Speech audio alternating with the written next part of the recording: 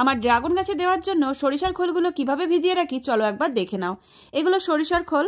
ভেজানোর আগে এগুলোকে পুরো একটা গোটা দিন রৌদ্রে আমি দিয়ে রাখি। তারপর সেগুলোকে এরকম ছোট বড় যে কোনো সাইজের ঢাকনা লাগানো কৌটো, তার ভিতরে হাফের একটু বেশি করে জল নিয়ে মোটামুটি আইডিয়া মতো কিছুটা গোটা খোল আমি এইভাবে জলের মধ্যে ভিজিয়ে দিই। এবার এই কৌটোগুলোতে ঢাকনা লাগিয়ে 1 মাসের জন্য একটা সাইডে রেখে দেবো। আর সপ্তাহে একদিন করে ঢাকনাটা খুলে একটা কাঠি দিয়ে এই খোলটা হালকা করে নাড়িয়ে দেবো। এভাবে ঢাকনা খুলে গ্যাসটা বার করে দিলে সরিষার খোল পচার যে বাজে একটা দুর্গন্ধ হয় সেটা অনেকটাই কম হবে।